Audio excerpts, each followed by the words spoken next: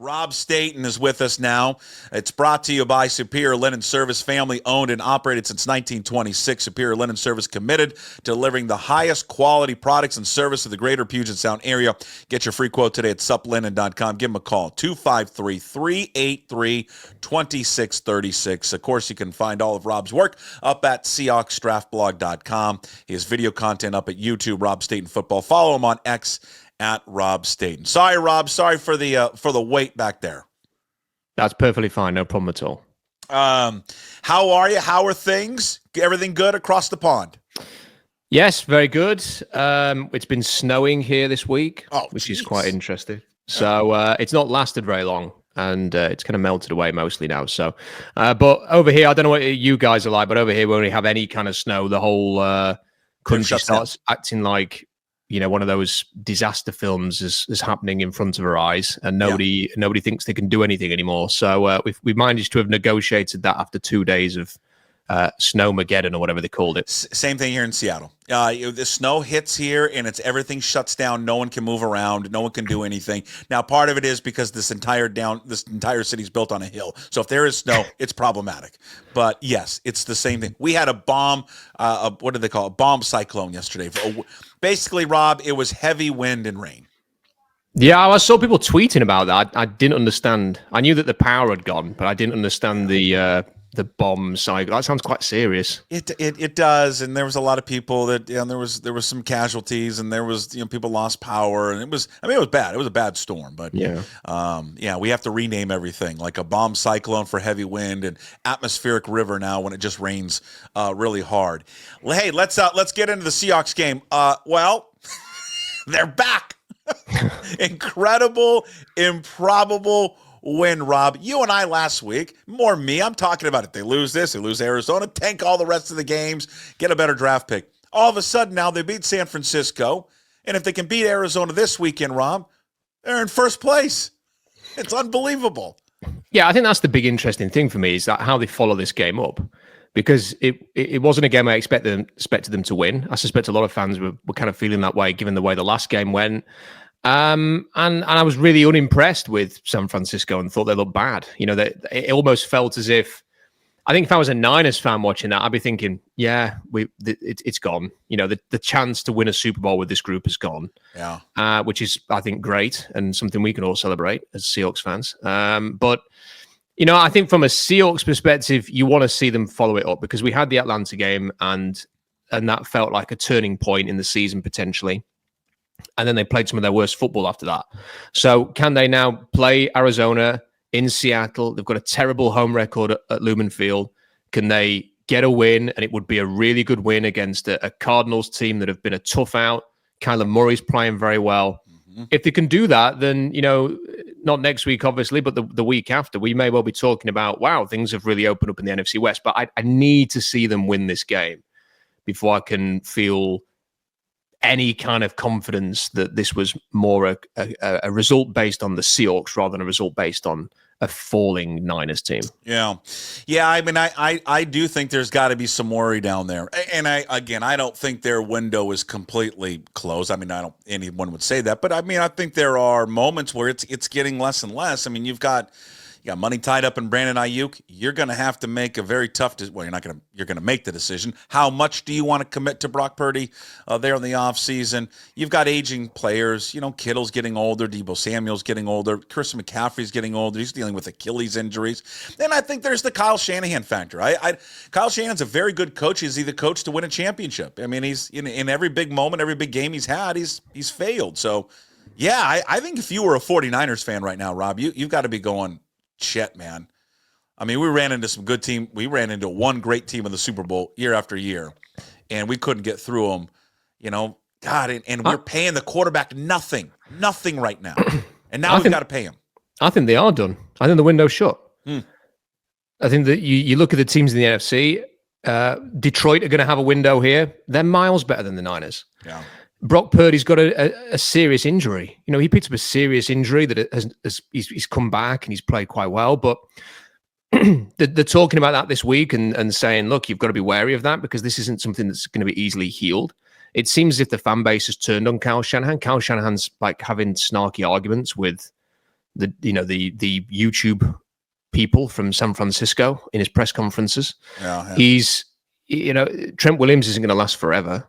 George Kittle's not going to last forever. Christian McCaffrey has had a serious injury that if that Achilles goes again, he's going to be out for a long time again. And look, it's a bit like with those kind of injuries, you're waiting for it to go again. It probably will go again. And it's only a matter of time. And they haven't drafted well enough so that their team, they haven't replenished the stock. The defensive line used to be unbelievable. Now it's just Nick Bosa. Mm-hmm. He's got an injury. So, and Nick Bosa's brother, I'm not saying that Nick Bosa is going to have this kind of issue, but Joey Bosa can't stay healthy. And you kind of wonder if Nick Bosa is going to have some of those issues moving forward. So I think their window is shut. It doesn't mean that the Seahawks are necessarily going to replace them at the top. But I do think that we're now in the era of probably the Detroit Lions, and we'll see if they can win a Super Bowl over the next few years. God, if the Lions win a Super Bowl, that city will burn. I want a Bills. Give me a Bills Lions Super Bowl. I mean that would. For two fan bases, that would be it. I'd love to see it. I'd love. And the problem though with that, Rob, is I don't know who to root for. I know they could both win. Yeah, just can you end in a tie? Oh, man. What'd you make of Geno? Again, it's the roller coaster, and I know we're going to get into an article that you wrote on SeahawksDraftBlog.com. It was I thoroughly enjoyed it because go SeahawksDraftBlog.com. Go read it while we're talking, and just kind of and listen to us and read it at the same time. Last drive, it just shows you the roller coaster ride that is the Geno Smith experience.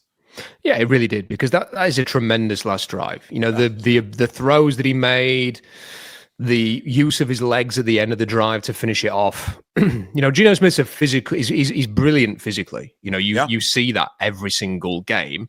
The throws that he makes, the plays that he makes, he is for a man who is 34, 35 years old now. Yeah. He has retained his physical qualities and looks excellent. And yet, at times in this game, he also had periods where he looked a bit average, and then he had that horrible interception after halftime. And when I was watching that, I was thinking that's going to be, you kind of get in at halftime at 7-6, you think they're right in the game. And I thought when he threw that interception, I think if San Francisco scored a touchdown there, they go and win that game. But the defense bailed him out. They got to stop. They kept the game close. And by keeping the game close, they gave Geno Smith the opportunity to have that final drive. And he delivered. So real credit to him for that. That's what you want your quarterback to do. That is what is probably more important than anything, is can your quarterback in a close game get the job done? And there's been multiple times when he has done that.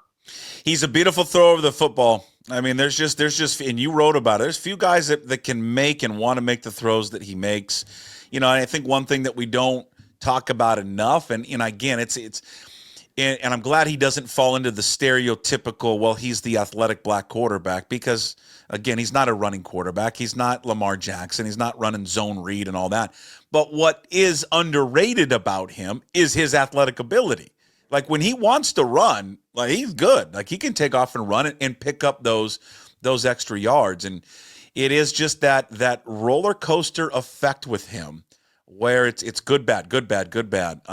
And then that final drive was much more good than bad. So tell me this, though, because the Geno conversation, because there's always one side to it, like after every game, right? It's like, sign him to a mega deal, don't sign him, move on. It's Sam Howell time. You wrote about it, and we're here to help you. Let us help you.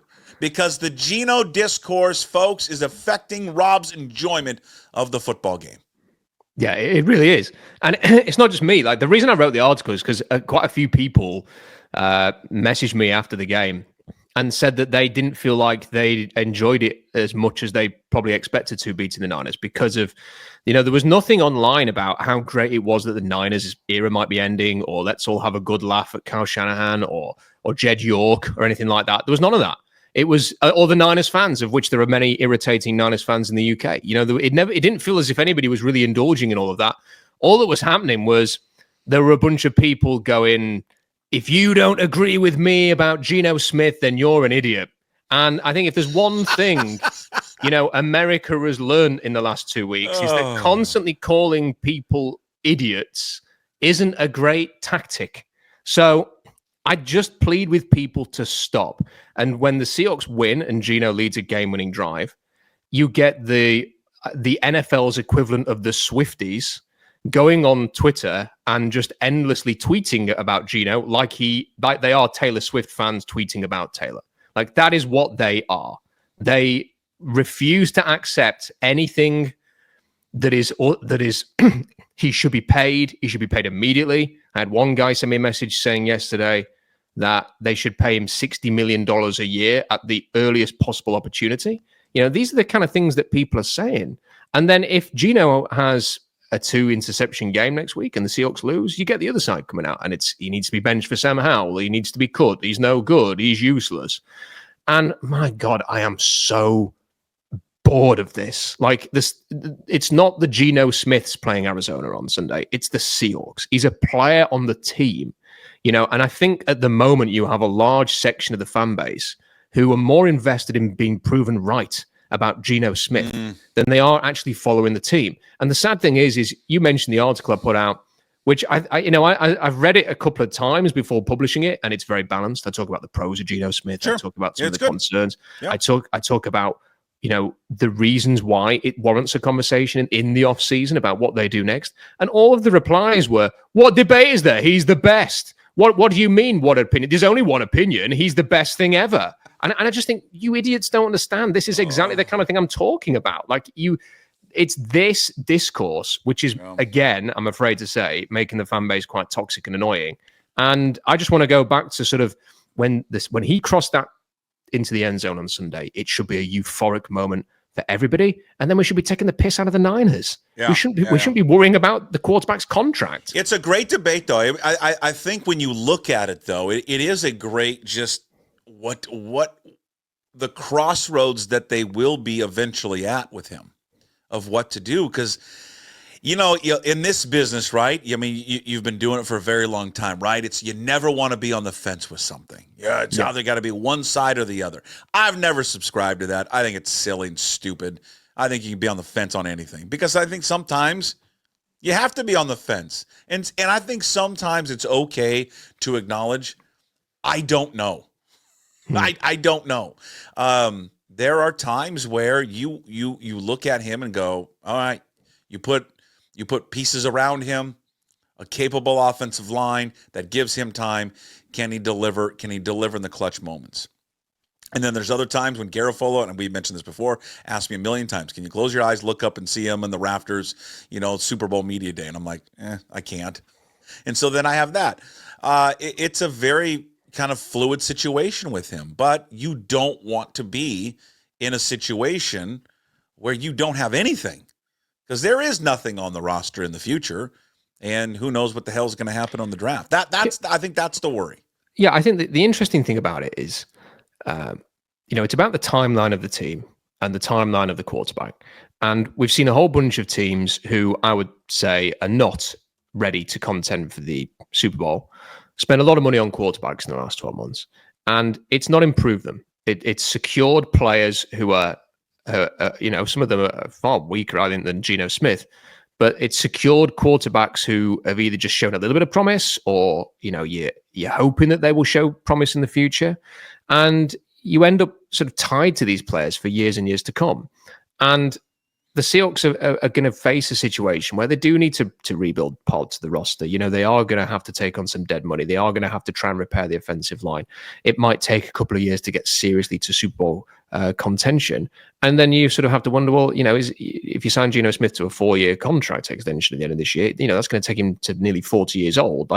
You have to sort of wonder a little bit, do these things match up, and how much should you pay for a quarterback? You don't have to pay a guy 40, 50, 60 million dollars just because, say, Trevor Lawrence or Tua or Jordan Love did. What is the right amount to pay? I think that's the challenge that a lot of teams are going to face over the next few years. Okay, you don't have Mahomes, you don't have Josh Allen. How much are you going to pay your quarterback? How much is someone like Geno Smith worth? I think that's an interesting conversation to have, but it seems that a lot of people are resistant to have that, and they think that it's almost a slam on Geno Smith to say that we should have that conversation. And look, I think what probably will end up happening, Puckett, this is probably the reasonable expectation to have, is you just find a way to keep him without spending, like all the people said he was going to get record contracts 18 months ago. It didn't happen. He came back on a team-friendly deal. So I don't think that's going to happen. It's not going to happen again this time because and you know why? Because he's not going to have the suitors that are willing to pay that amount of money for his age. No, they're not. And I think there's a feeling in the league probably that he fits best in Seattle. That that necessarily, if you took him out and put him on the Jets again, or the Giants, or the Raiders, it probably wouldn't work out as well. And that, whether that's right or wrong, I think that belief may be there. But what they will do, I think, is they will keep him until there's an obviously better option.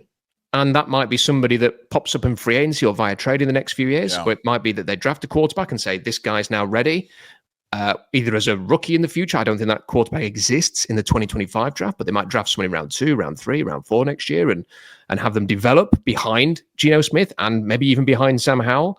And eventually they will move on when the option's there. But that all seems reasonable to me. I don't know why that gets constituted as a Geno hating exercise when you just think that there's a more nuance to this than some believe. And you know, I don't get into the cap a lot. I'm not a numbers guy. I don't like math. I don't like talking about numbers and the cap and all that.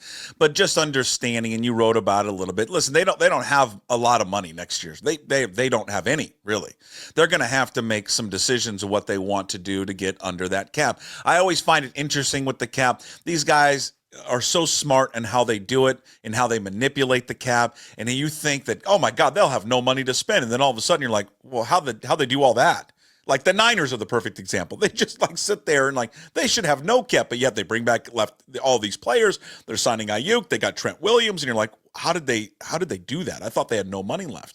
But you know, next year, and you talked about it and wrote about it up at SeahawksDraftBlog.com. You know, I think that a decision between Draymond Jones and Nwosu. I think there could be a conversation both. Yeah.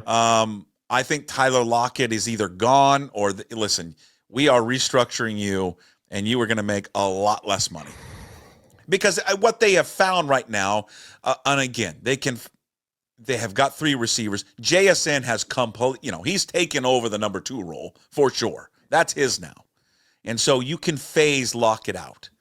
And that would be another way to save money because if you wanted to do something with Geno, which you don't have to, by the way, and then obviously if you want to address the situation with DK.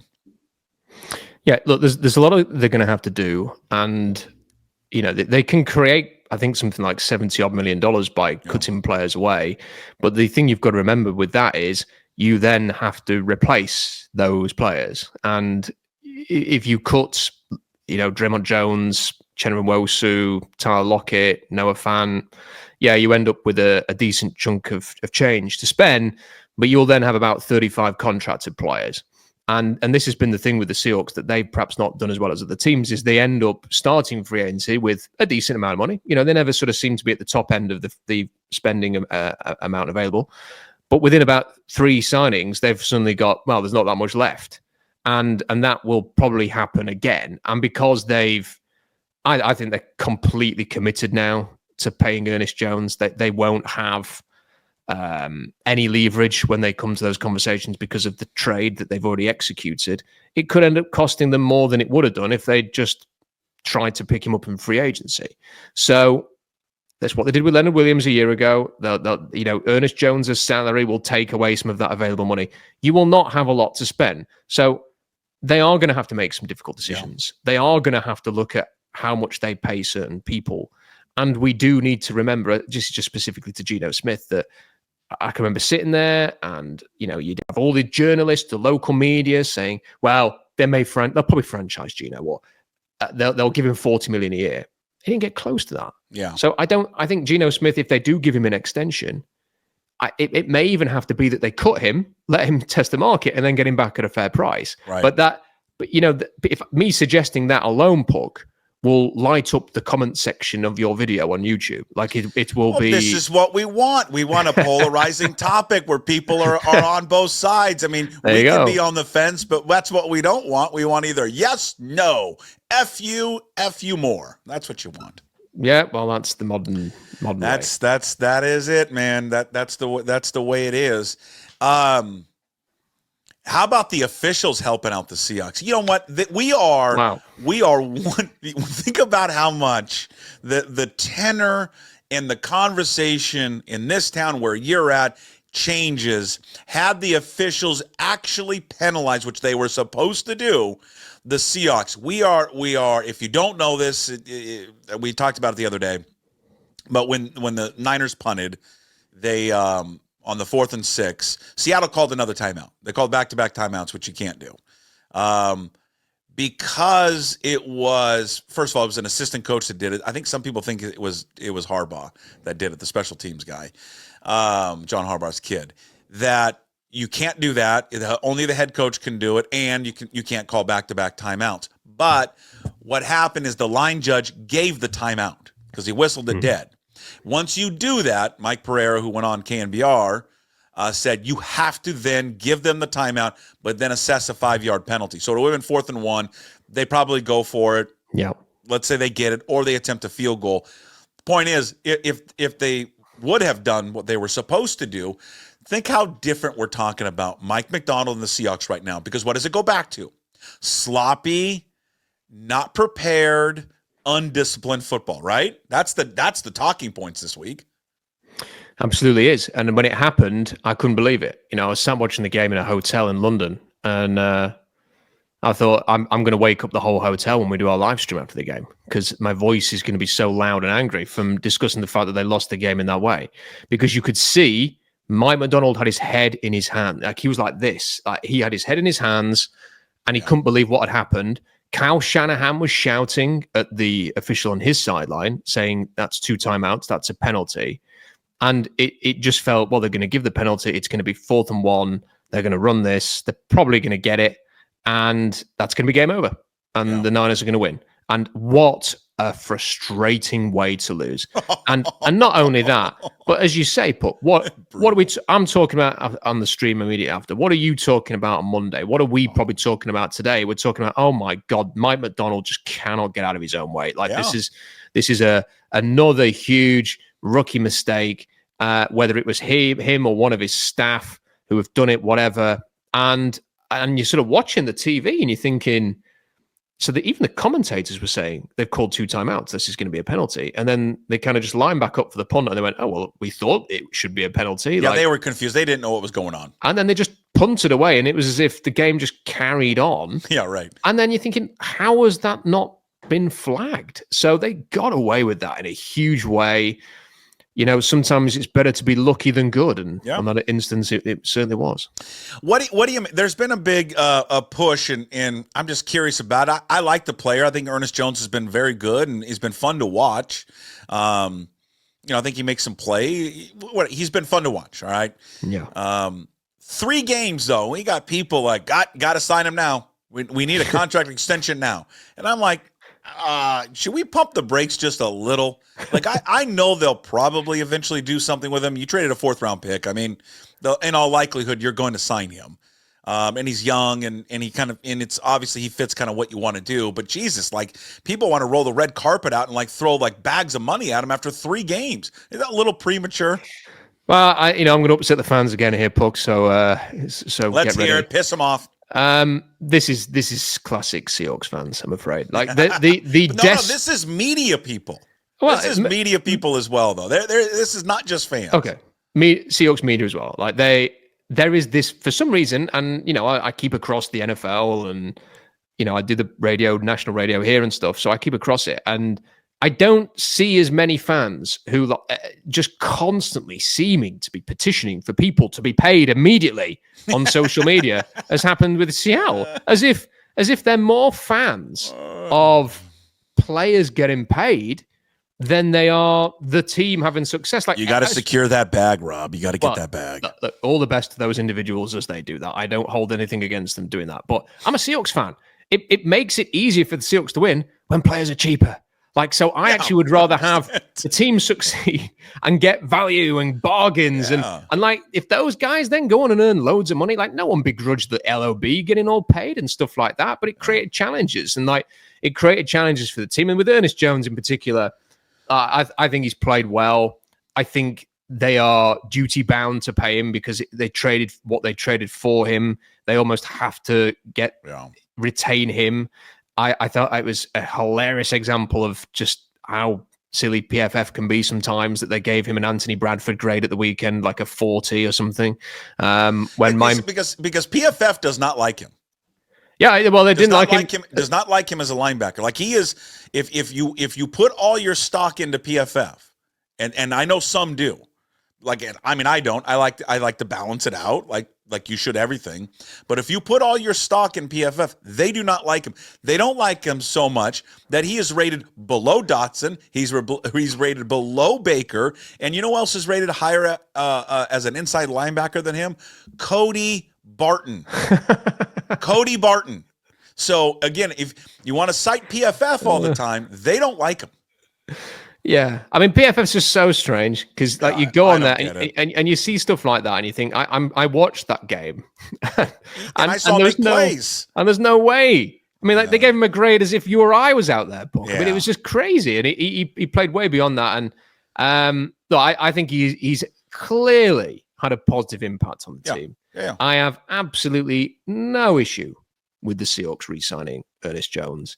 I don't want them to overspend. I don't want them to give him a huge contract. Yeah. I hope they can get him back on a reasonable deal. But I just, to me, Ernest Jones was somebody who the Rams didn't want to pay for whatever reason. They traded twice. We gave him away to the Titans. They've decided we'll have a fourth rounder instead of paying him. Right. And now you're with the Seahawks. And I hope they can use that sort of past the parcel, like last 4 months that he's had, as an advantage rather than finding themselves ended up paying somebody a lot of money that the last two teams didn't want to do. So I hope he stays, but at the right price, because as we keep saying, they've got to save some money for this thing called an offensive line. Yes, they still need an offensive line. We didn't even get into it. I thought real quickly here before we wrap it up, I thought Abe Lucas, for a first game back, I looked great. He had one play where he got beat by Bosa, but I think if you actually go back and look at it, he doesn't get much help there from Charbonnet on that play. I thought he looked. I think the first play of the game when he drove his defender 4 or 5 yards off the ball, I was like, thank God he's back.